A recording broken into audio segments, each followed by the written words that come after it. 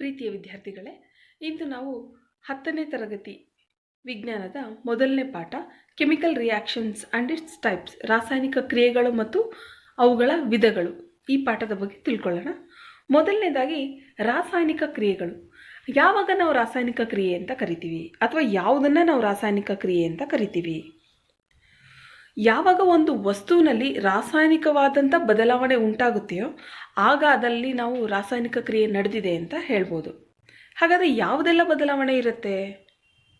ಮೊದಲನೇದಾಗಿ ಸ್ಥಿತಿಯಲ್ಲಿ ಬದಲಾವಣೆ. ಸ್ಥಿತಿ ಅಂತ ಹೇಳಿದ್ರೆ ಸ್ಟೇಟ್ಸ್, ಅಂದರೆ ವಸ್ತುವಿನ ಸ್ಥಿತಿಯಲ್ಲಿ ರೂಪಕ್ಕೆ ಬದಲಾವಣೆ ಆಗುವಂಥದ್ದು ಅಥವಾ ಘನದಿಂದ ಅನಿಲ ರೂಪಕ್ಕೆ ಬದಲಾವಣೆ ಆಗುವಂಥದ್ದು, ಅಲ್ಲಿ ಕೂಡ ನಮಗೆ ರಾಸಾಯನಿಕ ಕ್ರಿಯೆ ನಡೆದಿರುತ್ತೆ ಅಂತ ಅರ್ಥ. ಅದೇ ರೀತಿ ಬಣ್ಣದಲ್ಲಿ ಬದಲಾವಣೆ. ಇವಾಗ ನೀವು ಕಬ್ಬಿಣನ ನೋಡಿರ್ಬೋದು, ಮಾಮೂಲಿಯಾಗಿ ಕಬ್ಬಿಣ ಇರುವಂಥ ಬಣ್ಣನೇ ಬೇರೆ, ಅದೇ ಆ ಕಬ್ಬಿಣ ತುಕ್ಕು ಹಿಡಿದಾಗ ಅದರಲ್ಲಿ ಕಾಣುವಂಥ ಬಣ್ಣನೇ ಬೇರೆ. ಸೊ ಈ ಒಂದು ಬಣ್ಣವನ್ನು ನೋಡಿದಾಗಲೂ ಕೂಡ ನಮಗೆ ರಾಸಾಯನಿಕ ಕ್ರಿಯೆ ನಡೆದಿದೆ ಅಂತ ಗೊತ್ತಾಗುತ್ತೆ. ಇನ್ನು ಕೆಲವು ಸಲ ನೀವು ಸೋಡಾ, ನಿಂಬೆ ಹಣ್ಣಿಗೆ ಸೋಡಾನ ಹಾಕಿದ ತಕ್ಷಣ ಅಂತ ಸೌಂಡ್ ಮಾಡ್ಕೊಂಡು ಏನು ಮಾಡುತ್ತೆ, ಒಂದು ಅನಿಲ ಬಿಡುಗಡೆ ಆಗುತ್ತೆ, ಅಲ್ಲೂ ಕೂಡ ರಾಸಾಯನಿಕ ಕ್ರಿಯೆ ನಡೆದಿದೆ ಅಂತ ಅರ್ಥ. ಇನ್ನು ತಾಪದಲ್ಲಿ ಬದಲಾವಣೆ, ಟೆಂಪ್ರೇಚರ್. ಹೇಗೆ ತಾಪದಲ್ಲಿ ಬದಲಾವಣೆ ಆಗತ್ತೆ? ಈಗ ನೀವು ಗ್ಲೂಕೋಸ್ ಪೌಡರ್ನ ನೋಡಿರ್ತೀರ, ಗ್ಲೂಕೋಸ್ ಪೌಡರ್ ತಿಂದು ಇರ್ತೀರ ಸುಮಾರು ಜನ. ಅದು ಗ್ಲೂಕೋಸನ್ನು ಬಾಯೊಳಗೆ ಹಾಕಿದ ತಕ್ಷಣ ಆ ಪೌಡರಲ್ಲಿ ಅಷ್ಟು ತಂಪಿರೋಲ್ಲ, ಬಟ್ ನೀವು ಬಾಯೊಳಗೆ ಹಾಕೊಂಡಿದ ತಕ್ಷಣ ನಮ್ಮ ಲಾಲಾರಸದ ಜೊತೆಗೆ ಸೇರಿಕೊಂಡು ತಣ್ಣಗಾಗತ್ತೆ. ಸೊ ಅಲ್ಲೇನಾಗ್ತಿದೆ, ತಾಪ ಕಡಿಮೆ ಆಗ್ತಿದೆ.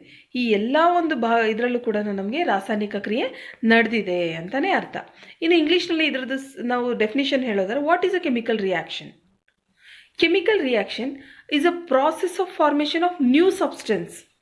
ಕೆಮಿಕಲ್ ರಿಯಾಕ್ಷನಲ್ಲಿ ಯಾವಾಗಲೂ ನ್ಯೂ ಸಬ್ಸ್ಟೆನ್ಸ್ ಫಾರ್ಮ್ ಆಗುತ್ತೆ, ಆದರೆ ಆ ನ್ಯೂ ಸಬ್ಸ್ಟೆನ್ಸು ಈ ಯಾವ ಒಂದು ರಾಸಾಯನಿಕ ಕ್ರಿಯೆಯಲ್ಲಿ ಪಾಲ್ಗೊಳ್ಳುತ್ತಲ್ಲ, ರಿಯಾಕ್ಟೆಂಟ್ಸ್ ಅಂದರೆ substances those takes parts in the reaction, ಆ ಸಬ್ಸ್ಟೆನ್ಸ್ದು ಗುಣನೂ ಮತ್ತು ಈ ಹೊಸದಾಗಿ ಫಾರ್ಮ್ ಆಗಿರುವಂಥ ಸಬ್ಸ್ಟೆನ್ಸ್ ಗುಣನೂ ಒಂದೇ ಆಗಿರಬೇಕು ಅಂತೇನಿಲ್ಲ. ಇಲ್ಲೇನಾಗುತ್ತೆ, ನ್ಯೂ ಸಬ್ಸ್ಟೆನ್ಸ್ ಹೆಂಗೆ ಫಾರ್ಮ್ ಆಗುತ್ತೋ ಅದೇ ಥರ ಅದ್ರದ್ದು ಪ್ರಾಪರ್ಟೀಸ್ ಕೂಡ ನ್ಯೂ ಆಗಿರುತ್ತೆ, ಅಂದರೆ ಹೊಸ ಒಂದು ಗುಣಗಳನ್ನು ಅದು ಹೊಂದಿರುತ್ತೆ. So the definition for chemical reaction is, it is the process of formation of new substances with new properties from one or more substances is called chemical reaction. ಇನ್ನು ಕೆಮಿಕಲ್ ರಿಯಾಕ್ಷನ್ ಆಗಿದೆ ಅಂತ ಹೇಳೋದಕ್ಕೆ ನಮಗೆ ಏನೇನೆಲ್ಲ ಪ್ರಾಪರ್ಟೀಸ್, ಅಂದರೆ chemical ರಿಯಾಕ್ಷನ್ದು properties ಏನೇನು ಅಂತ. ಇಲ್ಲಿ ಏನಾಗುತ್ತೆ, ಮೊದಲನೇದು, it may be in the change in the state ಅಥವಾ change in the colour or evolution of a gas, or there may be a change in temperature also, and finally there may be the formation of the precipitate. ಎಲ್ಲದರಲ್ಲೂ precipitate form ಆಗಬೇಕು ಅಂತೇನಿಲ್ಲ, but in some reactions the precipitates may get formed. ಅದು ಹೇಗಾಗುತ್ತೆ? Precipitate ಅಂದರೆ ಏನು? ಒಂದು acid ಮತ್ತು ಬೇಸು ಎರಡೂ ಸೇರಿದಾಗ ಏನಾಗುತ್ತೆ, ನಮಗೆ ಅಲ್ಲಿ ಒಂದು ಲವಣ ಬಿಡುಗಡೆ ಆಗುತ್ತೆ, salt. The salt may be in the form of the precipitate. ಇನ್ನು ರಾಸಾಯನಿಕ ಸಮೀಕರಣ, ಕೆಮಿಕಲ್ ಈಕ್ವೇಷನ್. ಕೆಮಿಕಲ್ ಈಕ್ವೇಷನ್ ಅಂದರೆ ಏನು? ರಾಸಾಯನಿಕ ಸಮೀಕರಣ ಅಂತ ಹೇಳಿದ್ರೆ ಪದಗಳ ಬದಲಾಗಿ ಏನು ಮಾಡ್ತೀವಿ, ರಾಸಾಯನಿಕ ಸೂತ್ರಗಳನ್ನು ಬಳಸ್ತೀವಿ. ಇದನ್ನು ನಾವು ರಾಸಾಯನಿಕ ಸಮೀಕರಣ ಅಂತ ಹೇಳ್ತೀವಿ. ಎಕ್ಸಾಂಪಲ್ ನೀವು ಗಮನಿಸ್ಬೋದು, ಇಲ್ಲಿ ಮೆಗ್ನೀಷಿಯಮ್ ಇದೆ, ಆಕ್ಸಿಜನ್ ಇದೆ. ಮೆಗ್ನೀಷಿಯಮ್ನ ನಾವು ಪ್ರತಿ ಸಲ ಮೆಗ್ನೀಷಿಯಮ್ ಅಂತಾನೆ ಬರೀಬೇಕಾಗಿಲ್ಲ, mg ಅಂತ ಬರೆದ್ರೆ. Chemical equation, it is the method of representing a chemical reaction with the help of symbols and formulas of the substances which are involved in the reaction is known as chemical equation. ಇನ್ನು ರಾಸಾಯನಿಕ ಸಮೀಕರಣಗಳ ಸರಿದೂಗಿಸುವಿಕೆ. ನಾವು ಯಾಕೆ ಸರಿದೂಗಿಸಬೇಕು ರಾಸಾಯನಿಕ ಸಮೀಕರಣಗಳನ್ನು? ಯಾವುದೇ ರಾಸಾಯನಿಕ ಕ್ರಿಯೆಯಲ್ಲಾಗಲಿ ಇಲ್ಲಿ ಏನಾಗುತ್ತೆ, ಶಕ್ತಿ ಆಗ್ಬೋದು ಅಥವಾ ರಾಶಿ ಆಗ್ಬೋದು. ಈ ರಾಶಿಯನ್ನು ಸೃಷ್ಟಿಸೋದಕ್ಕಾಗಲಿ ಅಥವಾ ನಾಶಪಡಿಸೋದಕ್ಕಾಗಲಿ ಸಾಧ್ಯ ಇಲ್ಲ. ಹಾಗಾಗಿ ನಾವು ಎರಡನ್ನು, ಅಂದರೆ ಎಡಬದಿ ಮತ್ತು ಬಲಬದಿಯಲ್ಲಿ ಧಾತುಗಳೇನಿರುತ್ತವೆ ಅವುಗಳ ಪರಮಾಣುಗಳನ್ನು ನಾವು ಆ ಪರಮಾಣುಗಳ ಸಂಖ್ಯೆಯನ್ನು ಸಮಗೊಳಿಸಬೇಕು. ಉದಾಹರಣೆಗೆ ನೀವು ಇಲ್ಲಿ ಗಮನಿಸ್ಬೋದು, ಜಿಂಕ್ ಇದೆ, Zn, ಈ ಕಡೆಗೆ Zn, ಒಂದು Zn ಇದೆ. ಅದೇ ಥರ ಈ ಕಡೆ ನೋಡಿದ್ರೆ ಈ ಕಡೆ ಇನ್ನೊಂದು Zn ಇದೆ. ಸೊ ಒಂದು ಅಣು. ಅದೇ ಥರ H2, ಇಲ್ಲಿ H2 ಒಂದಿದೆ, ಇಲ್ಲೂ H2 ಒಂದಿದೆ. ಸೊ ಸಮ ಆಯಿತು. ಅದೇ ಥರ SO4ನ ನೋಡಿದ್ರೆ ನೀವು, ಅದು ಕೂಡ ಇಲ್ಲಿ ಒಂದಿದೆ, ಇಲ್ಲೂ ಕೂಡ ಒಂದಿದೆ. ಈಗ ಈ ಒಂದು ಈಕ್ವೇಷನ್ ಏನಿದೆ, ಅಂದರೆ ಈ ಒಂದು ಸಮೀಕರಣ ಸರಿದೂಗಿಸಿ ಆಗಿದೆ. ನೀವು ಅದೇ ಥರ ಇನ್ನೊಂದು ಸಮೀಕರಣ ಏನಾದ್ರು ತೊಗೊಳೋದ್ರೆ, ಇವಾಗ ನೀರಿನ ಅಣು ಹೇಗಾಗತ್ತೆ ಅಂತ, H2 plus O2 gives rise to water ಅಂತ ಬರೆದ್ರೆ, H2O ಅಂತ ನಾವು ಬರೆದ್ರೆ ಅಲ್ಲೇನಾಗುತ್ತೆ, ಇಲ್ಲಿ ನೀವು ಇದನ್ನು ಗಮನಿಸ್ಬೋದು. ಇದು H2O ಆದರೆ ಇಲ್ಲಿ 2 ಅಣು ಇದೆ, ಇಲ್ಲೂ ಕೂಡ H2 ಇದೆ. ಆದರೆ ಓಗೆ ನೀವು ಇಲ್ಲಿ O2 ಇದೆ, ಇಲ್ಲಿ ಬರೀ ಒಂದು O ಇದೆ. ಸೊ ಇಲ್ಲಿ ಏನಾಗುತ್ತೆ, ನಾವು ರಾಸಾಯನಿಕ ಕ್ರಿಯೆಯನ್ನು ಸರಿದೂಗಿಸ್ಬೇಕಾಗತ್ತೆ. ಸೊ ಇಂಥ ಕಡೆ ಸರಿದೂಗಿಸ್ಬೇಕಂದ್ರೆ ನಾವು ಡೈರೆಕ್ಟಾಗಿ ಒಂದೇ ಸಲ ಉತ್ತರ ಬರೆದಿಡೋಕ್ಕಾಗಲ್ಲ. ಒಂದು ಸಲ 1 ಹಾಕ್ತೀವಿ, ಒಂದು ಸಲ 2 ಹಾಕ್ತೀವಿ, ಹೀಗೆ ಮ್ಯಾಚ್ ಮಾಡೋದಕ್ಕೆ ಸಮಯ ತೊಗೊಳ್ತೀವಿ. ಹಾಗಾಗಿ ನಾವು ಇದನ್ನು ಹಿಟ್ ಆ್ಯಂಡ್ ಟ್ರಯಲ್ ಮೆಥಡ್ ಅಂತ ಕರಿತೀವಿ. ಕನ್ನಡದಲ್ಲಿ ನಾವು ಇದನ್ನು ಪ್ರಮಾದ ಮತ್ತು ಪ್ರಯತ್ನ ಅನ್ನೋ ಮೆಥಡಲ್ಲಿ ಅಂತ ನಾವು ಈ ಒಂದು ಕ್ರಮನ ಕರಿತೀವಿ. ಇನ್ನು ಬ್ಯಾಲೆನ್ಸ್ಡ್ ಕೆಮಿಕಲ್ ಈಕ್ವೇಷನ್ ಅಂದರೆ ಏನು ಅಂತ, ಅಂದರೆ ಅದೇ ಸರಿದೂಗಿಸಿ ಸಮೀಕರಣ ಅಂದರೆ ಏನು ಅಂತ.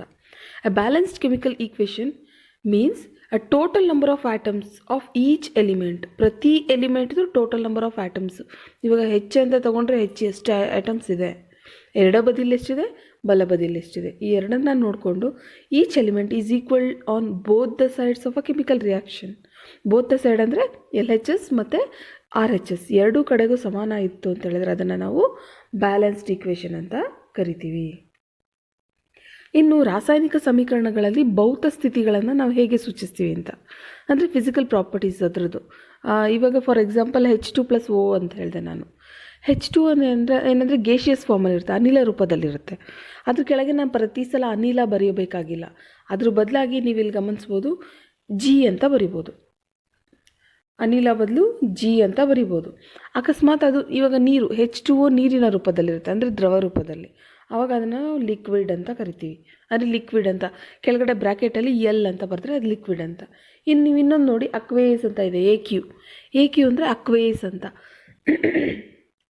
ಅಕ್ವೇಸ್ ಅಂದರೆ ಇವಾಗ ನೀವು ಕಾಪರ್ ಸಲ್ಫೇಟ್ನ ತೊಗೊಂಡ್ರೆ, ಕಾಪರ್ ಸಲ್ಫೇಟ್ ಹರಳುಗಳ ರೂಪದಲ್ಲಿದ್ದರೆ ಅದು ಘನ ಅಂತ ಕರಿತೀವಿ. ಅಂದರೆ ಘನದ ರೂಪದಲ್ಲಿರುತ್ತೆ, ಸಾಲಿಡ್ ಸ್ಟೇಟಲ್ಲಿರುತ್ತೆ. ಆ ಕಾಪರ್ ಸಲ್ಫೇಟ್ ಸಾಲಿಡ್ ಏನಿದೆ ಅದನ್ನು ನಾವು ನೀರಿಗೆ ಹಾಕಿ ಕಲಿಸಿದಾಗ ಅದೇನಾಗುತ್ತೆ, ಅಕ್ವೇಸ್ ಆಗುತ್ತೆ, ಜಲೀಯ ಆಗುತ್ತೆ. ನೀರಿನಲ್ಲಿ ಕರಗ್ಬಿಟ್ಟು ಜಲೀಯ ಆಗುತ್ತೆ. ಆ ಜಲೀಯನ ನಾವು ತೋರಿಸ್ಬೇಕು ಅಂದರೆ AQ ಅಂತ ಬರಿತೀವಿ. ಇನ್ನೊಂದು ಘನ ರೂಪದಲ್ಲಿತ್ತು ಅಂದರೆ ನಾವು ಸಾಲಿಡ್ ಅಂತ ತೋರಿಸ್ತೀವಿ. ಅದೇ ಥರ ಇನ್ನೂ ಕೆಲವು ಸಲ ಒಂದೊಂದು ರಿಯಾಕ್ಷನ್ಗೆ ನಾವು ಉಷ್ಣವನ್ನು ಕೊಡ್ತೀವಿ, ಹೀಟ್ನ ಕೊಡ್ತೀವಿ. ಹೀಟ್ ಕೊಡೋದಕ್ಕೆ ನಾವು ಹೀಟ್ ಅಂತ ಬರಿಬೇಕಾಗಿಲ್ಲ, ಹೀಗೆ ಟ್ರಯಾಂಗಲ್ ಶೇಪ್, ಅದಕ್ಕೆ ನಾವು ಡೆಲ್ಟಾ ಅಂತ ಕರಿತೀವಿ. ಈ ಥರ ಡೆಲ್ಟಾ ಅಂತ ತೋರಿಸಿದ್ರಲ್ಲಿ ಅದು ಅಂಡರ್ಸ್ಟುಡು ಹೀಟ್ ಕೊಡ್ತಾ ಇದ್ದೀವಿ ಆ ರಿಯಾಕ್ಷನ್ಗೆ ಅಂತ. ಇನ್ನು ಅನಿಲಗಳು ಬಿಡುಗಡೆ ಆಗುತ್ತೆ. ಈಗ ಹೈಡ್ರೋಜನ್ನು, ಆಕ್ಸಿಜನ್ನು ಅನಿಲ ಬಿಡುಗಡೆ ಆದಾಗ ನಾವೇನಂತೀವಿ, ಆ ಹೈಡ್ರೋಜನ್ ಪಕ್ಕ ಹಿಂಗೆ ಅಪ್ಪರ್ ಆರೋ ಮಾರ್ಕ್ ಹಾಕ್ತೀವಿ. ಹಾಗಂದರೆ ಗಾಳಿಗೆ ಅನಿಲ ಮೇಲಕ್ಕೆ ಹೋಗುತ್ತೆ ಅಂತ. ಸೊ ಅಪ್ಪರ್ ಆರೋ ಮಾರ್ಕ್ ತೋರಿಸಿದ್ರೆ ಅನಿಲ ಬಿಡುಗಡೆ ಆಗಿದೆ ಆ ಒಂದು ರಾಸಾಯನಿಕ ಕ್ರಿಯೆಯಲ್ಲಿ ಅಂತ ಅರ್ಥ. ಹೀಗೆ ಸುಮಾರು ಅಂದರೆ ಈ ರಾಸಾಯನಿಕ ಕ್ರಿಯೆಯಲ್ಲಿ ಸುಮಾರು ವಸ್ತುಗಳನ್ನು ಹೀಗೆ ಸಿಂಬಲ್ಸ್ ಮುಖಾಂತರನೇ ನಾವು ತೋರಿಸ್ಬೋದು. ಇನ್ನು ರಾಸಾಯನಿಕ ಕ್ರಿಯೆ ವಿಧಗಳು, ಇದು ಇಂಪಾರ್ಟೆಂಟು. ರಾಸಾಯನಿಕ ಕ್ರಿಯೆಯಲ್ಲಿ ಪ್ರಮುಖವಾಗಿ 4 ವಿಧಗಳಿದೆ. ರಾಸಾಯನಿಕ ಸಂಯೋಗ, ಕೆಮಿಕಲ್ ಕಾಂಬಿನೇಷನ್, ಆಮೇಲೆ ರಾಸಾಯನಿಕ ವಿಭಜನೆ, ಡಿಕಂಪೋಸಿಷನ್ ರಿಯಾಕ್ಷನ್, ಮತ್ತು ಸ್ಥಾನಪಲ್ಲಟ, ಡಿಸ್ಪ್ಲೇಸ್ಮೆಂಟ್ ರಿಯಾಕ್ಷನ್, ಮತ್ತು ದ್ವಿಸ್ಥಾನಪಲ್ಲಟ, ಡಬಲ್ ಡಿಸ್ಪ್ಲೇಸ್ಮೆಂಟ್ ರಿಯಾಕ್ಷನ್. ಇದ್ರ ಜೊತೆಗೆ ಉತ್ಕರ್ಷಣೆ ಮತ್ತು ಅಪಕರ್ಷಣೆ ಕ್ರಿಯೆಗಳು ಕೂಡ ಇದೆ. ಅದನ್ನು ನಾವು ರೆಡಾಕ್ಸ್ ಅಂತ ಕರಿತೀವಿ, ಅಂದರೆ ರಿಡಕ್ಷನ್ ಆಕ್ಸಿಡೇಷನ್ ರಿಯಾಕ್ಷನ್ಸ್ ಅಂತ. ಇವುಗಳ ಬಗ್ಗೆ ನಾವು ಇನ್ ಡೀಟೇಲಾಗಿ ನೋಡೋದಾದರೆ, ಮೊದಲನೇದು ಸಂಯೋಗ ಕ್ರಿಯೆ. ಏನು ಸಂಯೋಗ ಕ್ರಿಯೆ ಅಂದರೆ, ಇಲ್ಲಿ ಯಾವಾಗಲೂ ರಾಸಾಯನಿಕ ಕ್ರಿಯೆಯಲ್ಲಿ 2 ಅಥವಾ ಹೆಚ್ಚು ಪ್ರತಿವರ್ತಕ ಸೇರಿ ಒಂದೇ ಉತ್ಪನ್ನ ಉಂಟಾಗತ್ತೆ. ಇದನ್ನು ನಾವು ಸಂಯೋಗ ಕ್ರಿಯೆ ಅಂತ ಹೇಳ್ತೀವಿ. ಒಂದು ಅಂದರೆ ಇಲ್ಲಿ ಸ್ಟಾರ್ಟಿಂಗ್ ಏನು ಅದರದ್ದು, ಈಗ ರಿಯಾಕ್ಟೆಂಟ್ಸ್ ಏನಿದೆ, ರಿಯಾಕ್ಟೆಂಟ್ಸು 2 ಅಥವಾ 2ಗಿಂತ ಜಾಸ್ತಿ ಇರ್ಬೋದು, ಬಟ್ ಪ್ರಾಡಕ್ಟ್ ಮಾತ್ರ ಯಾವಾಗಲೂ ಒಂದೇ ಆಗಿರುತ್ತೆ. ಅಂಥದ್ದನ್ನು ನಾವು ಕಾಂಬಿನೇಷನ್ ರಿಯಾಕ್ಷನ್ ಅಥವಾ ಸಂಯೋಗ ಕ್ರಿಯೆ ಅಂತ ಕರಿತೀವಿ. ಇದಕ್ಕೆ ಉದಾಹರಣೆ ನೀವು ಗಮನಿಸ್ಬೋದು. ಈ ಉದಾಹರಣೆ ತುಂಬ ಇಂಪಾರ್ಟೆಂಟು. ಫಸ್ಟು ಕ್ಯಾಲ್ಶಿಯಂ ಆಕ್ಸೈಡ್ ಇದೆ, ಇದನ್ನು ನಾವು ಸುಟ್ಟ ಸುಣ್ಣ ಅಂತ ಕರಿತೀವಿ. ಆ ಸುಟ್ಟ ಸುಣ್ಣ ಏನಿದೆ ಅದನ್ನು ನಾವು ನೀರಿಗೆ ಹಾಕಿದಾಗ, ನಾವು ಮಾರ್ಕೆಟಿಂದ ತರ್ತೀವಲ್ವ, ಸುಣ್ಣದ ಕಲ್ಲು ಅಂತ ಸಿಕ್ಕತ್ತೆ ಹಳ್ಳಿ ಕಡೆ, ಸಂತೆ ಕಡೆ, ಅದನ್ನು ತೊಗೊಂಡ್ಬಂದು ನೀರಿಗೆ ಹಾಕ್ತೀವಿ ಅಷ್ಟೇ. ಅಲ್ಲಿ ಏನಾಗುತ್ತೆ, ನೀರಿಗೆ ಹಾಕಿದ ತಕ್ಷಣ ನೀರೊಳಗೆ ನೀರು ಕುದಿಯೋದಕ್ಕೆ ಶುರುವಾಗುತ್ತೆ, ಬಬಲ್ಸ್ ಬರ್ತಾ ಹೋಗುತ್ತೆ. ನಾವು ಬಿಸಿ ನೀರಿಗೆ ಹಾಕೋದಿಲ್ಲ, ತಣ್ಣೀರಿಗೆ ಹಾಕ್ತೀವಿ, ಅಲ್ಲಿ ಆದರೂ ಕೂಡ ಬಬಲ್ಸ್ ಬರೋಕ್ಕೆ ಶುರು ಮಾಡುತ್ತೆ ಅಂದರೆ ತುಂಬ ಪ್ರಮಾಣದ ಉಷ್ಣ ಅಲ್ಲಿ ಬಿಡುಗಡೆ ಆಗುತ್ತೆ. ಆ ಉಷ್ಣ ಬಿಡುಗಡೆ ಆಗೋದ್ರ ಜೊತೆಲಿ ಅದೇನಾಗುತ್ತೆ, ಕ್ಯಾಲ್ಶಿಯಂ ಹೈಡ್ರಾಕ್ಸೈಡ್ ಆಗಿ ಕನ್ವರ್ಟ್ ಆಗುತ್ತೆ. ಆ ಕ್ಯಾಲ್ಶಿಯಂ ಹೈಡ್ರಾಕ್ಸೈಡ್ನ ನಾವು ಅರಳಿದ ಸುಣ್ಣ ಅಂತ ಕರಿತೀವಿ. ಈ ಕ್ಯಾಲ್ಶಿಯಂ ಹೈಡ್ರಾಕ್ಸೈಡ್ನ ನಾವು ಗೋಡೆಗೆಲ್ಲ ಬಳಿತಾರೆ, ಮತ್ತು ಮನೇಲಿ ಎಲ್ಲೆಡಿಕೆ ಹಾಕೋದಕ್ಕೂ ಕೂಡ ಒಂದು ಅರಳಿದ ಸುಣ್ಣವನ್ನು ಬಳಸ್ತಾರೆ. ಅದೇ ಡೆಫಿನಿಷನ್ ಮತ್ತೆ ಹೇಳೋದಾದರೆ, chemical combination reaction is A reaction in which 2 or more reactants, here 2 or more reactants are combining together to form a single product. It is known as combination reaction. Important ಇದು. ಇನ್ನೊಂದಷ್ಟು examples ನೋಡೋದಾದರೆ combination ರಿಯಾಕ್ಷನ್ಗೆ, ಮೊದಲನೇದು ಕಲ್ಲಿದ್ದಲಿನ ದಹನ, ಕೋಲ್, burning of ಕೋಲ್. ಇಲ್ಲಿ ಕೋಲ್ ಅಥವಾ ಕಲ್ಲಿದ್ದಲು ಇದೆಲ್ಲನೂ ಕಾರ್ಬನ್ನ ಒಂದು ಬಹುರೂಪ. ಸೊ ಹಾಗಾಗಿ ನಾವು ಸಿ ಅಂತ ಮೆನ್ಷನ್ ಮಾಡ್ತೀವಿ. ಸಿ ಅಂದರೆ ಕಾರ್ಬನ್, ಅದು ಸಾಲಿಡ್ ಸ್ಟೇಟಲ್ಲಿರೋದು. ಸಾಲಿಡ್ ಅಂದರೆ ಸಾಮಾನ್ಯ ಕಾರ್ಬನ್ ಏನಾಗುತ್ತೆ, ಅನಿಲದ ರೂಪದಲ್ಲಿದ್ದಾಗ ಅದಕ್ಕೆ ನಾವು ಜಿ ಅಂತ ತೋರಿಸ್ತೀವಿ. ಬಟ್ ಇಲ್ಲಿ ಕಲ್ಲಿದ್ದಲು ಸಾಲಿಡ್ ಸ್ಟೇಟಲ್ಲಿರೋದನ್ನ ಸಿ ಕೆಳಗೆ ನಾವು ಎಸ್ ಅಂತ ತೋರಿಸ್ತಾ ಇದ್ದೀವಿ. ಅದ್ರ ಪಕ್ಕ O2 ಅಂದರೆ ಆಮ್ಲಜನಕದೊಂದಿಗೆ ಅದು ವರ್ತಿಸುತ್ತೆ. ದಹನ ಕ್ರಿಯೆ ಆಗಬೇಕು ಅಂದರೆ ನಮಗೆ ಆಮ್ಲಜನಕದೊಂದಿಗೆ ಅದು ವರ್ತಿಸಬೇಕು. ಸೊ ಎರಡು ವರ್ತಿಸಿದಾಗ ಏನಾಗುತ್ತೆ, ನಮಗೆ ಕಾರ್ಬನ್ ಡೈಆಕ್ಸೈಡ್ ಅನಿಲ ಬಿಡುಗಡೆ ಆಗುತ್ತೆ. ನೋಡಿ, ನಾವು ಅದನ್ನು ಜಿ ಅಂತ ತೋರಿಸ್ತಾ ಇದ್ದೀವಿ. ಅದೇ ಥರ ಇನ್ನೊಂದು ರಿಯಾಕ್ಷನ್ ಇದೆ ನೋಡಿ, ನೀರಿನ ಅಣು ಉಂಟಾಗೋದು. ಇದು ಕೂಡ H2 ಇದೆ, plus O2 gives rise to 2H2O. ಇಲ್ಲಿ 2 ಯಾಕೆ ಹಾಕಿದ್ದೀವಿ? ನಾನು ಆಗಲೇ ಹೇಳಿದೆ, ರಾಸಾಯನಿಕ ಕ್ರಿಯೆಯನ್ನು ಸರಿದೂಗಿಸೋದು ಅಂತ. ಸೊ ಇದು ರಾಸಾಯನಿಕ ಕ್ರಿಯೆಯನ್ನು ಸರಿದೂಗಿಸಿರೋದು, ಅಂದರೆ it is a balanced chemical equation.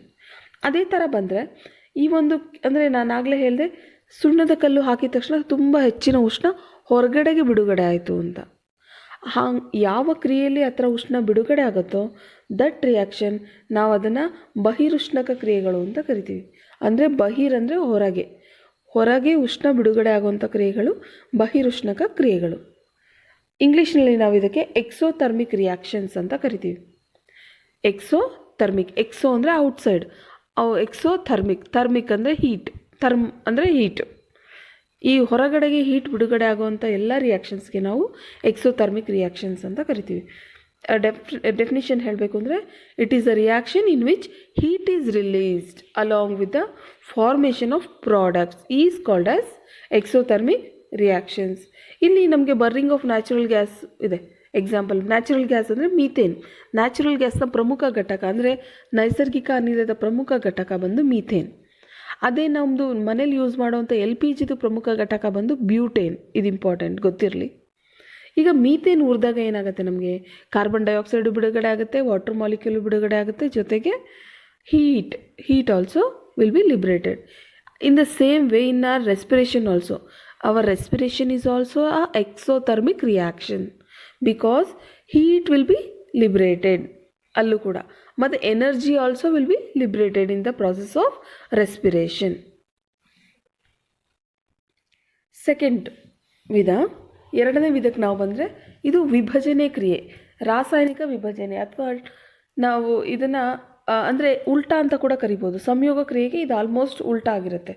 ಸಂಯೋಗ ಕ್ರಿಯೆಯಲ್ಲಿ ಏನಾಗಿರುತ್ತೆ, 2 ರಿಯಾಕ್ಟೆಂಟ್ಸ್ ಅಂದರೆ 2 ಪ್ರತಿವರ್ತಕಗಳು ಸೇರಿ ಒಂದು ಪ್ರಾಡಕ್ಟ್ ಆಗ್ತಿರುತ್ತೆ.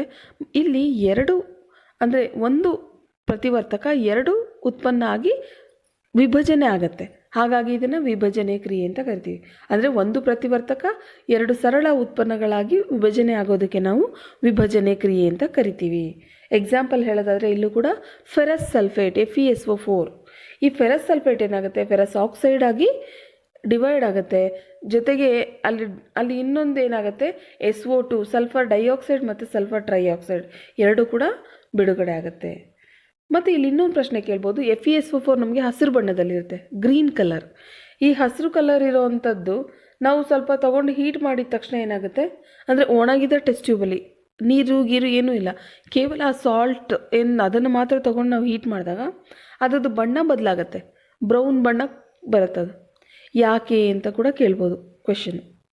ಯಾಕೆ ಅಂತ ಹೇಳಿದ್ರೆ, ಈ FeSO4ಅಲ್ಲಿ ಏನು ವಾಟರ್ ಮಾಲಿಕ್ಯೂಲ್ ಇದೆ, ಆ ವಾಟರ್ ಮಾಲಿಕ್ಯೂಲ್ ನಾವು ಹೀಟ್ ಮಾಡಿದ ತಕ್ಷಣ ಹೊರಗೆ ಹೋಗುತ್ತೆ. ಯಾವಾಗ if it loses water molecule, it changes its colour from green colour to brown colour. This is also important question. Why FeSO4 loses its color ಅಂತ ಕೇಳ್ಬೋದು on heating. Because on heating FeSO4 loses its water molecule and turns to brown color. ಇನ್ನೂ ಒಂದಷ್ಟು examples ಅಂದರೆ ಕ್ಯಾಲ್ಶಿಯಂನ carbonate. Calcium carbonate ಸುಣ್ಣಕಲ್ಲು. ಆ calcium ಕಾರ್ಬೋನೇಟ್ನ heat ಮಾಡಿದಾಗಲೂ ಕೂಡ ಅಲ್ಲೂ ಕೂಡ ವಿಭಜನೆ ಕ್ರಿಯೆ ಆಗುತ್ತೆ.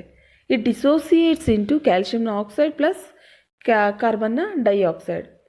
ಮತ್ತು ಇದರಲ್ಲಿ ಇನ್ನೊಂದು ಗಮನಿಸಬೇಕು ನೀವು, ಈ ವಿಭಜನೆ ಕ್ರಿಯೆಯಲ್ಲಿ ನಮಗೆ 3 ವಿಧ ಇದೆ. ಯಾವ್ಯಾವುದು 3 ವಿಧ? ಮೊದಲನೇದು ಉಷ್ಣ ವಿಭಜನೆ ಕ್ರಿಯೆ. ಉಷ್ಣ ವಿಭಜನೆ ಕ್ರಿಯೆ, ಇದು ಯಾಕೆ ಉಷ್ಣ ವಿಭಜನೆ ಕ್ರಿಯೆ ಅಂತೀವಿ ಅಂದರೆ, ಇಲ್ಲಿ ನೋಡಿ ನೀವು ಸುಣ್ಣದ ಕಲ್ಲು ಮೇಲೆ ಉಷ್ಣ ಬರಿತಾ ಇದ್ದೀವಿ. ಇಲ್ಲಿ ಸುಣ್ಣದ ಕಲ್ಲು ಮೇಲೆ ಏನು ಮಾಡ್ತಿದ್ದೀವಿ? ಇಲ್ಲಿ ಉಷ್ಣ ಅಂತ ಬರಿತೀವಿ. ಉಷ್ಣ ಅಂತ ಬರೆದ್ರೆ ಅದು ಹೀಟ್ ಅಂತ. ಅಲ್ಲಿ ಉಷ್ಣತೆಯನ್ನು ಕೊಟ್ಟು ವಿಭಜನೆ ಕ್ರಿಯೆ ನಡೆಯೋದ್ರಿಂದ ಇದಕ್ಕೆ ನಾವು ಉಷ್ಣ ವಿಭಜನೆ ಅಥವಾ ಥರ್ಮಲ್ ಡಿಕಂಪೋಸಿಷನ್ ಅಂತ ಕರಿತೀವಿ. When decomposition reaction happens through giving heat is called as thermal decomposition. ಅದೇ ಥರ ವಿಭಜನೆ ಕ್ರಿಯೆಯಲ್ಲಿ ನಾವೇನಾದರೂ ಇದು ವಿದ್ಯುತ್ ಶಕ್ತಿಯನ್ನು ಬಳಸಿದ್ರೆ, ಅಂದರೆ ಎಲೆಕ್ಟ್ರಿಸಿಟಿಯನ್ನು ಬಳಸಿದ್ರೆ ನಾವು ಅದಕ್ಕೆ ವಿದ್ಯುತ್ ವಿಭಜನೆ ಕ್ರಿಯೆ ಅಂತ ಕರಿತೀವಿ. ಅದೇ ಥರ ಬೆಳಕನ್ನು ಬಳಸಿದ್ರೆ ನಾವು ದ್ಯುತಿ ವಿಭಜನೆ ಕ್ರಿಯೆ ಅಂತ ಕರಿತೀವಿ, ಫೋಟೋ ಥರ್ಮಲ್ ರಿಯಾಕ್ಷನ್ ಅಂತ. ಮತ್ತು ಇಲ್ಲೇನಾಗುತ್ತೆ, ನಾನು ಆಗಲೇ ಹೇಳಿದೆ ಸಂಯೋಗ ಕ್ರಿಯೆಗೆ ಇದು ಉಲ್ಟಾ ಅಂತ, ಆಪೋಸಿಟ್ಟಾಗಿ ಕೆಲಸ ಮಾಡುತ್ತೆ.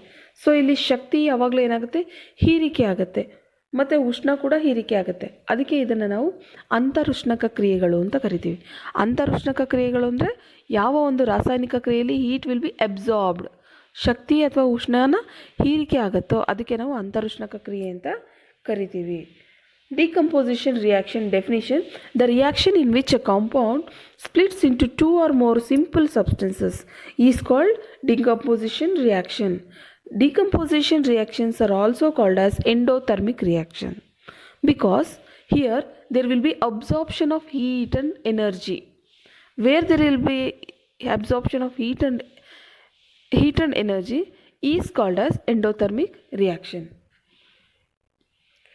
Next to decomposition, there are 3 types in decomposition reaction. First one is thermal decomposition, where the decomposition reaction is carried through heating. Example calcium carbonate ನಾನು ಆಗಲೇ ಹೇಳಿದೆ. ಅದೇ ಥರ ಇದರಲ್ಲಿ ಇನ್ನೂ ಎರಡು ಡಿಕಂಪೋಸಿಷನ್ ಟೈಪ್ಸ್ ಇದೆ. ಒಂದು ಎಲೆಕ್ಟ್ರೋ ಡಿಕಂಪೋಸಿಷನ್, ಅಂದರೆ where there will be use of electricity. ಅದೇ ಥರ ಇನ್ನೊಂದು ಫೋಟೋ ಡಿಕಂಪೋಸಿಷನ್ ರಿಯಾಕ್ಷನ್. ಅಲ್ಲಿ ನಮಗೆ ಥ್ರೂ ಬೆಳಕು, ಇವಾಗ ನೀವು ಮರ್ಕ್ಯೂರಿ ಕ್ಲೋರೈಡ್ನ ತೊಗೊಂಡ್ರೆ ಅದು ಬೆಳಕಿನಲ್ಲೇ ವಿಭಜನೆ ಆಗ್ತಾ ಹೋಗುತ್ತೆ. ಹಾಗಾಗಿ ಅದನ್ನು ನಾವು ಬೆಳಕಿನ ವಿಭಜನೆ ಕ್ರಿಯೆ ಅಂತ ಕರಿತೀವಿ. ಇನ್ನು 3ನೇ ವಿಧದ ಕ್ರಿಯೆಗೆ ಬಂದರೆ ಸ್ಥಾನ ಪಲ್ಲಟ ಕ್ರಿಯೆ, ಡಿಸ್ಪ್ಲೇಸ್ಮೆಂಟ್ ರಿಯಾಕ್ಷನ್. ಇಲ್ಲಿ ಏನಾಗುತ್ತೆ, ಯಾವುದಾದ್ರೂ ಒಂದು ದ್ರಾವಣದಿಂದ ಒಂದು ವಸ್ತುವನ್ನು ಹೊರಗೆ ತೆಗೆದು ಆ ಜಾಗದಲ್ಲಿ ಬೇರೆ ಒಂದು ಧಾತು ಕೂತ್ಕೊಳ್ಳೋವಂಥದ್ದು. ಎಕ್ಸಾಂಪಲ್ ಹೇಳೋದಾದರೆ ಇಲ್ಲಿ ನೋಡಿ, ಒಂದು ಕಬ್ಬಿಣದ ಮೊಳೆಯನ್ನು ತಾಮ್ರದ ಸಲ್ಫೇಟ್ ದ್ರಾವಣಕ್ಕೆ ಹಾಕಿದಾಗ ಸ್ವಲ್ಪ ಹೊತ್ತು ಬಿಟ್ಟರೆ ಅದೇನಾಗುತ್ತೆ, ತಾಮ್ರದ ಸಲ್ಫೇಟ್ನಲ್ಲಿ ಏನಿದೆಯಲ್ಲ SO4, ಈ SO4ನ ತೊಗೊಂಡು ಏನು ಮಾಡುತ್ತೆ, ಈ Fe ಸೇರಿಸ್ಕೊಳ್ಳುತ್ತೆ. ಈ ಥರ ಕೊನೆಗೆ ಈ Cuನ ಅದು ಸಪ್ರೇಟ್ ಮಾಡುತ್ತೆ. ಅಲ್ಲೇನಾಗುತ್ತೆ, ತಾಮ್ರದ ಸಲ್ಫೇಟ್ನಿಂದ ತಾಮ್ರವನ್ನು ಸ್ಥಾನ ಪಲ್ಲಟಗೊಳಿಸ್ತಾ ಇದೆ. ಅಂದರೆ 2 ಗ್ರೂಪ್ ಆಗಿದೆ, ಗ್ರೂಪ್ನಲ್ಲಿ ತಾಮ್ರವನ್ನು ಅದು ಹೊರಗೆ ಕಳಿಸಿ ಆ ಜಾಗವನ್ನು Fe ತಗೊಳ್ತಾ ಇದೆ. ಅಂದರೆ ಒಂದರ ಸ್ಥಾನ ಇನ್ನೊಂದು ತಗೊಳ್ತಾ ಇದೆ. ಅದಕ್ಕೆ ಇದನ್ನು ನಾವು ಸ್ಥಾನ ಪಲ್ಲಟ ಕ್ರಿಯೆ ಅಂತ ಕರಿತೀವಿ. ಇದಕ್ಕೆ ಇನ್ನೊಂದೆರಡು ಉದಾಹರಣೆಗಳಿದೆ. ಜಿಂಕ್ ಮತ್ತು ಕಾಪರ್ ಸಲ್ಫೇಟು. ಅಲ್ಲಿ ಕಬ್ಬಿಣ ಮತ್ತು ಕಾಪರ್ ಸಲ್ಫೇಟು, ಇಲ್ಲಿ ಜಿಂಕ್ ಮತ್ತು ಕಾಪರ್ ಸಲ್ಫೇಟು. ಅದೇ ಥರ ನೋಡಿ Pb ಸೀಸಾ ಮತ್ತು ಕಾಪರ್ ಕ್ಲೋರೈಡ್. ಇಲ್ಲಿ ನೀವು ಗಮನಿಸ್ಬೋದು, ಇಲ್ಲೂ ತಾಮ್ರ ಇದೆ, ಇಲ್ಲೂ ತಾಮ್ರ ಇದೆ, ಮತ್ತು ಹಿಂದಿನ ರಿಯಾಕ್ಷನಲ್ಲೂ ತಾಮ್ರ ಇತ್ತು. ಇಲ್ಲಿ ಯಾವಾಗಲೂ ಅಷ್ಟೇ ಈ ಜಿಂಕು ತಾಮ್ರದ ಸಲ್ಫೇಟ್ನಿಂದ ತಾಮ್ರವನ್ನು ವಿಸ್ಥಾಪಿಸುತ್ತೆ ಹೊರತು ತಾಮ್ರ ಜಿಂಕ್ ಸಲ್ಫೇಟಿಂದ ಜಿಂಕನ್ನು ವಿಸ್ಥಾಪಿಸಲ್ಲ. ಇದು ಇಂಪಾರ್ಟೆಂಟು. ಈ ರಿಯಾಕ್ಷನ್ ಏನಿದೆ ಉಲ್ಟಾ ಆಗೋದಕ್ಕೆ ಚಾನ್ಸ್ ಇಲ್ಲ. ಇದು ಕೇಳ್ಬೋದು ಕ್ವಶನ್, ಯಾಕೆ ಉಲ್ಟಾ ಆಗಲ್ಲ? ಈ ಜಿಂಕ್ ಸಲ್ಫೇಟಿಂದ ಜಿಂಕನ್ನು ಹೊರಗೆ ತೆಗಿಯುತ್ತಾ ಕೇಳ್ಬೋದು ನೀವು. ಆಗಲ್ಲ. ಯಾಕೆ ಅಂತ ಹೇಳಿದ್ರೆ ತಾಮ್ರಕ್ಕಿಂತ ಜಿಂಕ್ ಹೆಚ್ಚು ಕ್ರಿಯಾಶೀಲ. It is more reactive than zinc. ಇದು ಇಂಪಾರ್ಟೆಂಟು. ಯಾಕೆ ಈ ರಿಯಾಕ್ಷನ್ ಉಲ್ಟಾ ನಡೆಯೋದಿಲ್ಲ ಅಂದರೆ ಜಿಂಕ್ ಸಲ್ಫೇಟಿಂದ ಕಾಪರು ಜಿಂಕ್ನ ಹೊರಗೆ ತೆಗೆಯೋದಿಲ್ಲ. ಯಾಕೆ? Because zinc is already more reactive than copper. ಕಾಪರ್ಗೆ ಜಿಂಕ್ ಜೊತೆ ಫೈಟ್ ಮಾಡಿ ಆ ಒಂದು ಜಿಂಕ್ನ ಹೊರಗೆ ತೆಗೆಯೋಷ್ಟು ಕೆಪಾಸಿಟಿ ಇರಲ್ಲ, because it is less reactive. Definition for displacement reaction: the chemical reaction in which more reactive element, ಯಾವಾಗಲೂ ಏನು ಮಾಡುತ್ತೆ, more reactive element displaces less reactive element from its salt solution is called displacement reaction. You can observe here, I already told, copper is less reactive than iron. So iron is displacing copper from copper sulfate solution. Copper sulfate is a salt. This copper sulfate solution is a salt solution. From this salt solution, iron is displacing copper. Next type of reaction, ದ್ವಿಸ್ಥಾನಪಲ್ಲಟ ಕ್ರಿಯೆ, double displacement reaction. ಯಾವ ಕ್ರಿಯೆಯಲ್ಲಿ ಪ್ರತಿವರ್ತಕಗಳ ನಡುವೆ ಅಯಾನುಗಳ ವಿನಿಮಯ ನಡೆಯುತ್ತೆ. ಅಯಾನುಗಳು ಅಂತ ಹೇಳಿದ್ರೆ ಏನಾಗುತ್ತೆ, ಇಲ್ಲಿ ಎರಡು ಪ್ರತಿವರ್ತಕಗಳು ಸೇರಿದಾಗ ಅಲ್ಲಿ ಅಯಾನುಗಳು ಫಾರ್ಮ್ ಆಗುತ್ತೆ. ಅಯಾನುಗಳು ಫಾರ್ಮ್ ಆದಾಗ ಏನಾಗುತ್ತೆ, ಇಲ್ಲಿ ನೀವು ಗಮನಿಸ್ಬೋದು, NA ಇದೆ, NA ಪ್ಲಸ್ ಆಗುತ್ತೆ, SO4 ಮೈನಸ್ ಆಗುತ್ತೆ, BA ಪ್ಲಸ್ ಆಗುತ್ತೆ, ಕ್ಲೋರಿನ್ ಮೈನಸ್ ಆಗುತ್ತೆ. ಆಮೇಲೆ ಈ SO4 ಏನಿದೆ, ಈ SO4 BA ಜೊತೆ ಸೇರಿಕೊಳ್ಳುತ್ತೆ. ನೆಕ್ಸ್ಟು ಈ ಒಂದು Na2 ಈ Cl ಜೊತೆ ಸೇರಿಕೊಂಡು ಏನಾಗುತ್ತೆ, ಈ ಅಂದರೆ ಅಯಾನುಗಳು NA ಅಯಾನ್ ಬಂದು ಕ್ಲೋರಿನ್ ಅಯಾನ್ ಜೊತೆ ಸೇರಿಕೊಂಡು NaCl ಆಗುತ್ತೆ. ಮತ್ತು ಅದೇ ಥರ ಈ ಒಂದು SO4 ಹೋಗ್ಬಿಟ್ಟು ಬೇರಿಯಂ ಜೊತೆ ಸೇರಿಕೊಂಡು ಬೇರಿಯಂ ಸಲ್ಫೇಟ್ ಆಗುತ್ತೆ. ಇಲ್ಲಿ ಏನಾಗುತ್ತೆ, ಈ ಬೇರಿಯಂ ಸಲ್ಫೇಟು ಜಲ ವಿಲೀನಗೊಳ್ಳದ ಬಿಳಿಯ ವಸ್ತುವನ್ನು ಉಂಟು ಮಾಡುತ್ತೆ. ಅಂದರೆ ಇದನ್ನು ಮಿಕ್ಸ್ ಮಾಡಿದ ತಕ್ಷಣ ಟೆಸ್ಟ್ ಟ್ಯೂಬಲ್ಲಿ ನೋಡಿ, ಇಲ್ಲಿ ನಿಮ್ಗೆ ಟೆಸ್ಟ್ ಟ್ಯೂಬ್ ಕಾಣ್ತಾ ಇದೆ, ಈ ಥರ ಇಲ್ಲಿ ಟೆಸ್ಟ್ ಟ್ಯೂಬ್ ಕಾಣ್ತಾ ಇದೆ ನೋಡಿ. ಈ ಟೆಸ್ಟ್ ಟ್ಯೂಬಲ್ಲಿ ನಿಮಗೆ ಈ ವೈಟ್ ಕಲರ್ ಕಾಣ್ತಾ ಇದೆ. ಇದನ್ನು ನಾವು ಪ್ರೆಸಿಪಿಟೇಟ್ ಅಂತ ಕರಿತೀವಿ. Precipitate is insoluble in water, so we can observe the precipitate over there. ಅದೇನಾದ್ರು ಕರ್ಗೋಗಿದ್ರೆ ನಮ್ಗೆ ಅಲ್ಲಿ ಪ್ರೆಸಿಪಿಟೇಟ್ ಕಾಣ್ತಾ ಇಲ್ಲ. ಯಾವಾಗ ನೀರಿನಲ್ಲಿ ಕರ್ಗೋದಿಲ್ವೋ ಅಲ್ಲಿ ನಮಗೆ ಪ್ರೆಸಿಪಿಟೇಟ್ ಅಬ್ಸರ್ವ್ ಮಾಡ್ಬೋದು. ಸೊ ಇದು ಇಂಪಾರ್ಟೆಂಟು. ಇದರ ಡೆಫಿನಿಷನ್ ಹೇಳೋದಾದರೆ, reactions in which ions R exchange between two reactants farming new compounds are called as double displacement reaction. ಮತ್ತು ಅಲ್ಲೇನಾಗಿತ್ತು, ಡಿಸ್ಪ್ಲೇಸ್ಮೆಂಟ್ ರಿಯಾಕ್ಷನಲ್ಲಿ ಒಂದು ಧಾತು ಇನ್ನೊಂದು ಧಾತುನ ಚೇಂಜ್ ಮಾಡ್ತಿತ್ತು. ಬಟ್ ಇಲ್ಲಿ ಹಂಗಲ್ಲ, ಎರಡು ಈ NA ಬಂದು ಇಲ್ಲಿ BA ಕಡೆ, ಅಂದರೆ Na2SO4 ಅಲ್ಲಿ NA ಹೋಗ್ಬಿಟ್ಟು ಕ್ಲೋರಿನ್ ಜೊತೆ ಸೇರಿಕೊಳ್ಳುತ್ತೆ, SO4 ಹೋಗಿ ಬೇರಿಯಂ ಜೊತೆ ಸೇರುತ್ತೆ. ಸೊ ಎರಡು ಡಿಸ್ಪ್ಲೇಸ್ ಆಗ್ತಾ ಇದೆ. ಹಾಗಾಗಿ ಇದನ್ನು ನಾವು ಡಬಲ್ ಡಿಸ್ಪ್ಲೇಸ್ಮೆಂಟ್ ಅಂತ ಕರಿತೀವಿ. ಮತ್ತು what is a precipitation reaction? A reaction that produces a precipitate is called precipitation reaction. Then this precipitate also it will be insoluble in water. ಆವಾಗಲೇ ನಾವು ಅದನ್ನು then we will call it as precipitate ಅಂತ. Next ಉತ್ಕರ್ಷಣೆ ಮತ್ತು ಅಪಕರ್ಷಣೆ ಕ್ರಿಯೆಗಳು. ಉತ್ಕರ್ಷಣೆ ಏನು? ಉತ್ಕರ್ಷಣೆ ಅಂದರೆ ಆಕ್ಸಿಡೇಷನ್. ಯಾವ ಒಂದು ರಾಸಾಯನಿಕ ಕ್ರಿಯೆಯಲ್ಲಿ ಒಂದು ವಸ್ತುಗೆ ಆಕ್ಸಿಜನ್ ಸೇರಿಕೊಂಡ್ರೆ, ಅಡಿಷನ್ ಆಫ್ ಆಕ್ಸಿಜನ್ ಆಯಿತು ಅಂದರೆ ಅದನ್ನು ನಾವು ಉತ್ಕರ್ಷಣೆ ಅಂತೀವಿ. ಅಥವಾ ರಿಮೂವಲ್ ಆಫ್ ಹೈಡ್ರೋಜನ್ಗೂ ನಾವು ಉತ್ಕರ್ಷಣೆ ಅಂತೀವಿ. ಸೊ ಎರಡೂ ಹೇಳಿದ್ರೆ ಕನ್ಫ್ಯೂಸ್ ಆಗುತ್ತೆ. ಹಾಗಾಗಿ ಬರೀ ಆಕ್ಸಿಜನನ್ನು ನೆನ್ಪಿಟ್ಕೊಂಡ್ರೆ ಸಾಕು. ಉತ್ಕರ್ಷಣೆ ಅಂದರೆ ಅಡಿಷನ್ ಆಫ್ ಆಕ್ಸಿಜನ್, ಅಂದರೆ ಆಕ್ಸಿಜನನ್ನು ಸೇರಿಸೋದು, ಹೈಡ್ರೋಜನನ್ನು ಹೊರಗೆ ತೆಗೆಯೋದು. ಅದೇ ಥರ ಅಪಕರ್ಷಣೆ ಅಂತ ಹೇಳಿದ್ರೆ, ಅಪಕರ್ಷಣೆ ರೆಡ್ಯೂಸಿಂಗ್. ಯಾವಾಗ ರಿಡಕ್ಷನ್ ಆಗುತ್ತೆ, ಒಂದು ಕ್ರಿಯೆಯಲ್ಲಿ ಒಂದು ಸಂಯುಕ್ತದಿಂದ ಅಥವಾ ಒಂದು ವಸ್ತುವಿಂದ ಆಕ್ಸಿಜನನ್ನು ಹೊರಗೆ ತೆಗೆದಾಗ ಅಥವಾ ಹೈಡ್ರೋಜನನ್ನು ಸೇರಿಸಿದಾಗ ಅಲ್ಲಿ ನಾವು ಅಪಕರ್ಷಣೆ ಅಂತ ಕರಿತೀವಿ. ಸೊ ಸಿಂಪಲಾಗಿ ಹೇಳಬೇಕು ಅಂದರೆ, ಆಕ್ಸಿಜನನ್ನು ಪಡ್ಕೊಂಡ್ರೆ ಉತ್ಕರ್ಷಣೆ, ಆಕ್ಸಿಜನನ್ನು ಕಳ್ಕೊಂಡ್ರೆ ಅಪಕರ್ಷಣೆ. ಉತ್ಕರ್ಷಣೆಗೆ ಎಕ್ಸಾಂಪಲ್ ನೀವು ನೋಡಿ, Cu ಇದೆ, ತಾಮ್ರ ಆಕ್ಸಿಜನ್ ಜೊತೆಗೆ ವರ್ತಿಸಿ CuO ಆಗ್ತಾ ಇದೆ. ಅಲ್ಲಿ ಏನಾಗ್ತಿದೆ, Cu ಆಕ್ಸಿಜನನ್ನು ಪಡ್ಕೊಳ್ತಾ ಇದೆ. Cu ಆಕ್ಸಿಜನನ್ನು ಪಡ್ಕೊಂಡೇನಾಗಿದೆ, Cu ಉತ್ಕರ್ಷಣೆಯನ್ನು ಹೊಂದಿದೆ, ಇಟ್ ಈಸ್ ಆಕ್ಸಿಡೈಸ್ಡ್. ಅದೇ ಥರ ಅಪಕರ್ಷಣೆಗೆ ಬನ್ನಿ. ಇದೇ ತಾಮ್ರದ ಆಕ್ಸೈಡ್ನ ಈ ಒಂದು ಹೈಡ್ರೋಜನ್ ಅನಿಲ ಜೊತೆ ಹಾಯಿಸಿದಾಗ, ತಾಮ್ರದ ಆಕ್ಸೈಡ್ ಮೇಲೆ ಹೈಡ್ರೋಜನ್ ಅನಿಲನ ಹಾಯಿಸಿದಾಗ ಏನು ಮಾಡುತ್ತೆ, ಈ ಒಂದು ಹೈಡ್ರೋಜನ್ನು ಕಾಪರ್ ಆಕ್ಸೈಡಲ್ಲಿರುವಂಥ ಆಕ್ಸಿಜನನ್ನು ತೊಗೊಂಡ್ಬಿಟ್ಟು ಅಲ್ಲಿ ಏನಾಗ್ತಿದೆ, H2O ಆಗ್ತಿದೆ. ಇಲ್ಲಿ Cu ಏನು ಮಾಡ್ತು, ಆಕ್ಸಿಜನನ್ನು ಕಳ್ಕೊಳ್ತು. ಹಾಗಾಗಿ ಇಲ್ಲೇನಾಗುತ್ತೆ, Cu H2O ಆಗುತ್ತೆ. Cu ರೆಡ್ಯೂಸ್ ಆಗಿದೆ, ಅಪಕರ್ಷಣೆಯನ್ನು ಹೊಂದಿದೆ. ಇಲ್ಲಿ ಕೇಳ್ತಾರೆ ನಿಮಗೆ, ಈ ರಿಯಾಕ್ಷನಲ್ಲಿ ಯಾವುದು ಉತ್ಕರ್ಷಣೆ ಹೊಂತು, ಯಾವುದು ಅಪಕರ್ಷಣೆ ಹೊಂತು? Cu ಉತ್ಕರ್ಷಣೆ ಹೊಂತು, Cu ಅಪಕರ್ಷಣೆ ಹೊಂದಿತು, H2O ಉತ್ಕರ್ಷಣೆಯನ್ನು ಹೊಂದಿದೆ. ಮತ್ತು ಕೆಲವೊಂದು ಸಲ ಏನಾಗುತ್ತೆ, ನಮಗೆ ಉತ್ಕರ್ಷಣೆ ಅಪಕರ್ಷಣೆ ಎರಡು ಒಟ್ಟೊಟ್ಟಿಗೆ ಆಗುತ್ತೆ. ಈಗ ನೋಡಿ, ಇಲ್ಲಿ CuO ಇದೆ, ಜೊತೆಗೆ H2O ಇದೆ. CuOಲಿ O ಇದೆ, ಆಯಿತಾ. ಇದು ರಿಯಾಕ್ಷನ್ ಆದಾಗ ಏನಾಗುತ್ತೆ, ಇದು ಓನ ಕಳ್ಕೊಂಡು Cu ಆಗ್ತಿದೆ. ಅಂದರೆ ಅಲ್ಲಿ ಇಟ್ ಈಸ್ ರೆಡ್ಯೂಸಿಂಗ್, ಇದು ಅಪಕರ್ಷಣೆನ ಹೊಂದಿತು. ಅದೇ ನೀವು H2ನ ಗಮನಿಸಿ, H2Oಗೆ ಇಲ್ಲಿ H2O ಆಗ್ತಾಯಿದೆ. ಅಂದರೆ H2O ಆಗಿ ಏನಾಯ್ತು, ಇದು ಉತ್ಕರ್ಷಣೆಯನ್ನು ಹೊಂದಿತು. ಒಂದೇ ರಿಯಾಕ್ಷನಲ್ಲಿ, ಒಂದೇ ಕ್ರಿಯೆಯಲ್ಲಿ ಉತ್ಕರ್ಷಣೆ ಹೊಂದ್ತಾ ಇದೆ ಒಂದು ಪ್ರತಿವರ್ತಕ, ಇನ್ನೊಂದು ಪ್ರತಿವರ್ತಕ ಅಪಕರ್ಷಣೆಯನ್ನು ಹೊಂದ್ತಾ ಇದೆ. ಇಂಥ ಕ್ರಿಯೆಗಳಿಗೆ ನಾವೇನಂತೀವಿ, ಉತ್ಕರ್ಷಣ ಅಪಕರ್ಷಣ ಕ್ರಿಯೆಗಳು ಅಥವಾ ರೆಡಾಕ್ಸ್ ಕ್ರಿಯೆಗಳು ಅಂತ ಕರಿತೀವಿ. ಯಾಕೆ ಅಂತ ಹೇಳಿದ್ರೆ ಒಂದೇ ಕ್ರಿಯೆಯಲ್ಲಿ ಉತ್ಕರ್ಷಣೆನೂ ಆಗ್ತಾಯಿದೆ, ಅಪಕರ್ಷಣೆ ಕೂಡ ಆಗ್ತಾಯಿದೆ. ಇದು ಕ್ವೆಶನ್ಸು ಕೇಳ್ಬೋದು. ಇವಾಗ ಫಾರ್ ಎಕ್ಸಾಂಪಲ್ ಇಲ್ಲಿ MnO2 ಇದೆ, ಇದು ಯಾವುದೋ ಒಂದು ರಿಯಾಕ್ಷನ್ ಕೊಟ್ಬಿಟ್ಟು ಇದರಲ್ಲಿ ಯಾವುದು ಉತ್ಕರ್ಷಣೆ ಹೊಂದ್ತಾ ಇದೆ, ಯಾವುದು ಅಪಕರ್ಷಣೆ ಹೊಂದ್ತಾ ಇದೆ ಕೇಳ್ಬೋದು ನಿಮಗೆ. ಆವಾಗ ನಾವೇನು ಮಾಡಬೇಕು, MnO2 MnCl2 ಆಗ್ತಾಯಿದೆ, ಆಕ್ಸಿಜನನ್ನು ಕಳ್ಕೊಳ್ತಾ ಇದೆ. ಸೊ ಈ Mn ಏನು ಮಾಡ್ತು, ಅಪಕರ್ಷಣೆ ಹೊಂದಿತು. ಅದೇ H ನೋಡಿ, HCl ಇದೆ ಇಲ್ಲಿ, ಈ HCl ಇಲ್ಲಿ ಬಂದಾಗ ಏನಾಯಿತು, ನಮಗೆ H2O ಆಯಿತು. HCl ಇರೋದು H2O ಆಯಿತು. H2O ಆದಾಗ ಏನಾಯಿತು, ಆಕ್ಸಿಜನ್ನ ಪಡ್ಕೊಳ್ತು.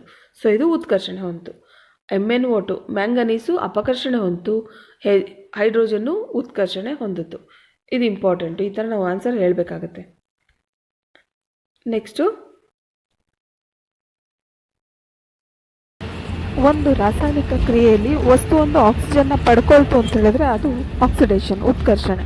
ಅದೇ ಥರ ಒಂದು ವಸ್ತು ಆಕ್ಸಿಜನನ್ನು ಕಳ್ಕೊಂಡ್ರೆ ಅದನ್ನು ನಾವು ಅಪಕರ್ಷಣೆ ಅಂತ ಕರಿತೀವಿ. ಇನ್ನು ಇದರದ್ದು ಡೆಫಿನಿಷನ್ ಹೇಳೋದಾದರೆ ಆಕ್ಸಿಡೇಷನ್ ಮತ್ತು ರಿಡಕ್ಷನ್ ಅಂದರೆ ಏನು ಅಂತ. ಇಲ್ಲಿ oxidation means addition of oxygen or removal of hydrogen from a compound is known as oxidation.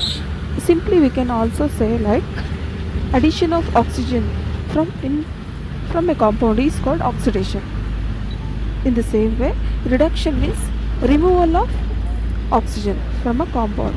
Addition means oxidation, removal means reduction. So RE. You should remember all those things. For example, copper, Cu plus O2 gives rise to CuO. Here copper is gaining the oxygen and becoming copper oxide. So here addition of oxygen has taken place. In the same way, in the reduction, CuO, when we pass hydrogen gas through copper oxide, it reacts with hydrogen and copper loses the oxygen and becomes Cu. So here copper oxide CuO is reducing to Cu. At the same time, hydrogen is gaining the oxygen and becoming H2O. Here H is oxidized, CuO is reduced. Same question may be asked in the exam. So which compound is reduced here and which is oxidized here? Here CuO is reduced and H is gaining the oxygen and become H2O. Now what is redox reaction? Redox reaction is a reaction in which both oxidation and reduction takes place simultaneously. This is called redox reaction. For example, you can observe the same example here. CuO is becoming Cu. Now CuO is reducing into Cu. At the same time, hydrogen is also gaining the oxygen and becoming H2O. This is the redox reaction. Now next, ನಶಿಸುವಿಕೆ. ಇಲ್ಲಿ ಲೋಹಗಳು ಏನು ಮಾಡುತ್ತೆ, ತಮ್ಮ ಸುತ್ತಮುತ್ತಲಿನ ಕೆಲವೊಂದು ವಸ್ತುಗಳು ಮತ್ತು ಇದರದ್ದು ಗಾಳಿ, ತೇವಾಂಶ ಇವುಗಳ ಮೂಲಕ, ಅಂದರೆ ಇವುಗಳ ಜೊತೆಗೆ ವರ್ತಿಸ್ಬಿಟ್ಟು ಏನು ಮಾಡುತ್ತೆ, ಅವು ನಶಿಸೋಗೋದಕ್ಕೆ ಶುರು ಮಾಡುತ್ತೆ. ಫಾರ್ ಎಕ್ಸಾಂಪಲ್ ಕಬ್ಬಿಣ ಹೊಸದಾಗಿ ತಂದಾಗ ಚೆನ್ನಾಗಿರುತ್ತೆ, ಆಮೇಲೆ ಅದು ವಾತಾವರಣದಲ್ಲಿರೋಂಥ ನೀರು ಮತ್ತು ಏನು ಆಮ್ಲಜನಕ ಇದೆ ಇದ್ರ ಜೊತೆಗೆ ವರ್ತಿಸ್ಬಿಟ್ಟು ತುಕ್ಕು ಹಿಡಿಯುತ್ತೆ. ಈ ಕಬ್ಬಿಣ ತುಕ್ಕು ಹಿಡಿದಾಗ ಏನಾಗುತ್ತೆ, ಅದು ನಿಧಾನಕ್ಕೆ ನಶಿಸಿ ಹೋಗ್ತಾ ಇರುತ್ತೆ. ಯಾವ ಪ್ರಮಾಣದ ಕಬ್ಬಿಣ ಏನು ತುಕ್ಕು ಹಿಡಿತಾ ಇದೆ, ಆ ತುಕ್ಕು ಹಿಡಿದಿರೋವಂಥ ಕಬ್ಬಿಣ ಹಾಗಾಗಿ ನಶಿಸಿ ಹೋಗ್ತಿದೆ. ನೀವು ತಗಡನ್ನೆಲ್ಲ ಗಮನಿಸ್ಬೋದು, ತುಕ್ಕು ಹಿಡಿತಾ ಅದರಲ್ಲಿ ಹೋಲ್ಸ್ ಆಗೋಕ್ಕೆ ಶುರುವಾಗ್ಬಿಡುತ್ತೆ. ಇದು ನಶಿಸುವಿಕೆಯಿಂದ ಆಗುವಂಥ ಅಪಾಯ. ಅದಕ್ಕೆ ಈ ನಶಿಸುವಿಕೆಯನ್ನು ತಡೆಯೋದಕ್ಕೋಸ್ಕರ ಏನು ಮಾಡ್ಬೋದು, ಅಂದರೆ ಇವಾಗ ಕಬ್ಬಿಣದ ವಸ್ತುಗಳಿಗೆ ನಾವು ಪೇಂಟ್ ಮಾಡ್ತೀವಿ. ಸೊ ಪೇಂಟ್ ಮಾಡೋದು ಈ ಒಂದು ನಶಿಸುವಿಕೆಯನ್ನು ತಡೆಗಟ್ಟೋದಕ್ಕೆ. ನಶಿಸುವಿಕೆಯನ್ನು ನಾವು ಕೊರೋಷನ್ ಅಂತ ಕೂಡ ಕರಿತೀವಿ. What is corrosion? When a metal is exposed to substances around it, such as moisture, acid, etc., for some time, a layer of hydrated oxide is formed. This process is called corrosion. Here, iron is also getting rusted. due to the moisture in the atmosphere. In the same manner, silver means belly. Silver also becomes silver oxide, forming a black layer on the silver articles. This is also an example for corrosion. Next ಕಮ್ಮಟುವಿಕೆ. ಕಮ್ಮಟುವಿಕೆ ಅಂತ ಹೇಳಿದ್ರೆ ಕೊಬ್ಬು ಅಥವಾ ಎಣ್ಣೆ ಪದಾರ್ಥಗಳು ಯಾವುದೇ ಆಗಿರ್ಬೋದು, ಅದು ಉತ್ಕರ್ಷಣೆ ಹೊಂದಿದಾಗ ಅದು ವಾಸನೆ ಬರುತ್ತೆ ಮತ್ತು ರುಚಿ ಕೂಡ ಹಾಳಾಗುತ್ತೆ. ಇದನ್ನು ನಾವು ಕಮ್ಮಟುವಿಕೆ ಅಂತ ಕರಿತೀವಿ. ಅಂದರೆ ಇವಾಗ ನೀವು ಚಿಪ್ಸು ಏನಾದ್ರು ತೊಗೊಂಡು ಬಂದರೆ ಆ ಪ್ಯಾಕೆಟ್ನ ಓಪನ್ ಮಾಡಿಲ್ಲ ಅಂದರೆ ಎಷ್ಟು ದಿನ ಆದರೂ ಫ್ರೆಶ್ ಆಗಿರುತ್ತೆ. ಬಟ್ ಅದನ್ನು ಓಪನ್ ಮಾಡಿದ ತಕ್ಷಣ ಏನು ಮಾಡುತ್ತೆ, ಒಂದು 2 days ಹಾಗೆ ಓಪನ್ ಮಾಡಿ ಇಟ್ಟರೆ ಅದ್ರ ಸ್ಮೆಲ್ಲೇ ಚೇಂಜ್ ಆಗಿರುತ್ತೆ, ಆ ಟೇಸ್ಟ್ ಕೂಡ ಚೆನ್ನಾಗಿರಲ್ಲ. ಇದನ್ನೇ ನಾವು ಕಮ್ಮಟುವಿಕೆ ಅಂತ ಹೇಳ್ತೀವಿ. ಹೇಗೆ ನಾವು ಈ ಕಮ್ಮಟುವಿಕೆಯನ್ನು ತಡೆಗಟ್ಬೋದು? ಬೈ ಆ್ಯಡಿಂಗ್ ಆ್ಯಂಟಿ ಆಕ್ಸಿಡೆಂಟ್ಸ್ನ ಸೇರಿಸೋದ್ರಿಂದ, ಮತ್ತು ಗಾಳಿ ಆಡದೇ ಇರೋವಂಥ ಪ್ಯಾಕೆಟ್ಗಳಲ್ಲಿ ತುಂಬಿಸಿಡೋದ್ರಿಂದ, ಮತ್ತು ಈ ಕುರ್ಕುರೆ ಲೇಸ್ಗಳಲ್ಲಿ ಏನು ಮಾಡ್ತಾರೆ, ಗಾಳಿಯನ್ನು ನೀವು ಗಮನಿಸ್ಬೋದು ಆ ಪ್ಯಾಕೆಟ್ ಓಪನ್ ತೊಗೊಂಡಾಗ. ಅದೇನಂತಾರೆ, ನೈಟ್ರೋಜನ್ ಅನಿಲವನ್ನು ಹಾಯಿಸಿರ್ತಾರೆ. ನೈಟ್ರೋಜನ್ ಅನಿಲ ಇಲ್ಲೇನು ಮಾಡುತ್ತೆ, ಜಡ ಅನಿಲದ ಥರ ಕೆಲಸ ಮಾಡುತ್ತೆ. ಇದೇನು ಮಾಡುತ್ತೆ, ಉತ್ಕರ್ಷಣೆಯನ್ನು ತಡೆಯುತ್ತೆ. ಅಂದರೆ ಏನು, ಈ ಎಣ್ಣೆ ವಸ್ತುಗಳು ಉತ್ಕರ್ಷಣೆ ಆಗೋದನ್ನು ಕೂಡ ಇದು ತಡೆಗಟ್ಟುತ್ತೆ. ಕಮ್ಮಟುವಿಕೆಯನ್ನು ನಾವು ರಾನ್ಸಿಡಿಟಿ ಅಂತ ಕೂಡ ಕರಿತೀವಿ. ಹಾಗಾದರೆ what is rancidity? Rancidity is the oxidation of fats and oils when exposed to air. It is known as rancidity. How can you prevent the rancidity? You can prevent the rancidity by adding antioxidants. Antioxidants add ಮಾಡೋದ್ರಿಂದ we can prevent the rancidity, and also by keeping the food items in the airtight container. If you keep the food in airtight container, it will not come in contact with the atmospheric oxygen. So we can avoid the rancidity. In the same way, filling an inert gas like nitrogen in the packets. You can observe the chips or kurkure lace packets. There will be some sort of gas. That gas is nothing but nitrogen gas. By adding nitrogen gas also, we can prevent the rancidity. Thank you.